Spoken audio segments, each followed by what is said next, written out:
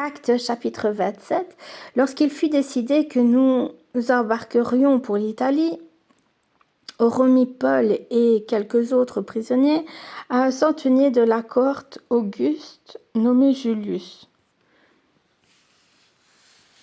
Nous montâmes sur un navire d'Adramite qui devait côtoyer l'Asie, et nous partîmes, ayant avec nous Aristarque, macédonien de Thessalonique. Le jour suivant, nous abordâmes à Sidon, et Julius, qui traitait Paul avec bienveillance, lui permit d'aller chez ses amis et de recevoir leurs soins. Partis de là, nous longeâmes l'île de Chypre, parce que les vents étaient contraires. Après avoir traversé la mer qui baigne la Cilicie et la Pamphylie, nous arrivâmes à Myra en Lycie. Et là, le centenier ayant trouvé un navire d'Alexandrie qui allait en Italie, nous y fit monter. Pendant plusieurs jours, nous naviguâmes lentement, et ce ne fut pas sans difficulté que nous atteignîmes la hauteur de Snide, où le vent ne nous permit pas d'aborder. Nous passâmes au-dessus de l'île de Crète, du côté de Salmone. Nous la côtoyâmes avec peine et nous arrivâmes à un lieu nommé Beauport, près duquel était la ville de Lacée. Un temps assez long s'est écoulé et la navigation devenait dangereuse, car l'époque même du jeûne était déjà passée. C'est pourquoi Paul avertit les autres en disant « Ô homme, je vois que la navigation ne se fera pas sans péril et sans beaucoup de dommages, non seulement pour la cargaison et pour le navire, mais encore pour nos personnes. » Le centenier écouta le pilote et le patron du navire plutôt que les paroles de Paul. Et comme le port n'était pas bon pour hiverner, la plupart furent d'avis de le quitter pour tâcher d'atteindre Phénix, port de Crète qui regarde le sud-ouest et le nord-ouest afin d'y passer l'hiver.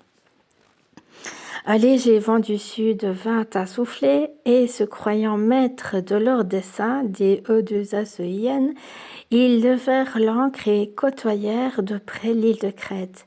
Mais bientôt, un vent impétueux qu'on appelle Eurachylon se déchaîna sur l'île. Le navire fut entraîné sans pouvoir lutter contre le vent et nous nous laissâmes aller à la dérive. Nous passâmes au-dessous d'une petite île nommée Clauda et nous eûmes de la peine à nous rendre maîtres de la chaloupe. Après l'avoir hissée, on se servit des moyens de secours pour ceindre le navire et dans la crainte de tomber sur la Syrte, on abaissa les voiles.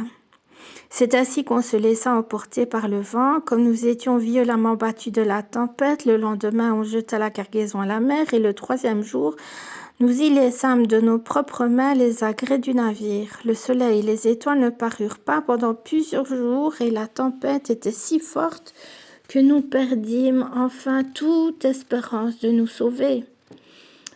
On n'avait pas mangé depuis longtemps. Alors Paul, se tenant au milieu d'eux, leur dit « Ô homme, il fallait m'écouter et ne pas partir de Crète, afin d'éviter ce péril et ce dommage.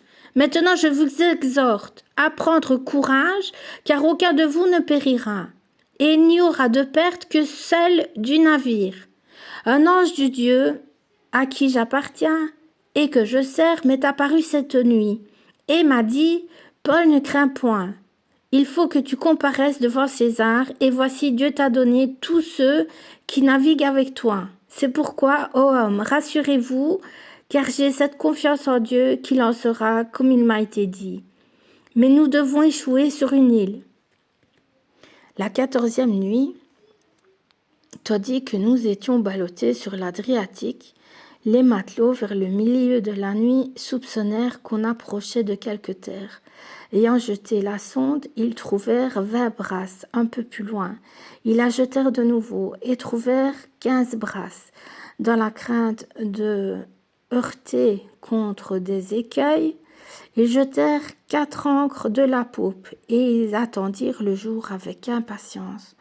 Mais comme les matelots cherchaient à s'échapper du navire et mettaient la chaloupe à la mer sans prétexte de jeter les ancres de la proue, Paul dit aux centeniers et aux soldats « Si ces hommes ne restent pas dans le navire, vous ne pouvez être sauvés.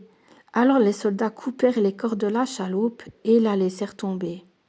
Avant que le jour parût, Paul exhorta tout le monde à prendre de la nourriture, disant : « C'est aujourd'hui le 14e jour que vous êtes dans l'attente et que vous persistez à vous abstenir de manger. Je vous invite donc à prendre de la nourriture, car cela est nécessaire pour votre salut. Il ne se perdra pas un cheveu de la tête d'aucun de vous. » Ayant ainsi parlé, il prit du pain, et après avoir rendu grâce à Dieu devant tous, il le rompit et se mit à manger. Et tous, reprenant courage, mangèrent aussi. Nous étions dans le navire 276 personnes en tout. Quand ils eurent mangé suffisamment, ils allégèrent le navire en jetant le blé à la mer. Lorsque le jour fut venu, ils reconnurent point la terre. Mais ayant aperçu un golfe avec une plage, ils résolurent d'y pousser le navire s'ils le pouvaient.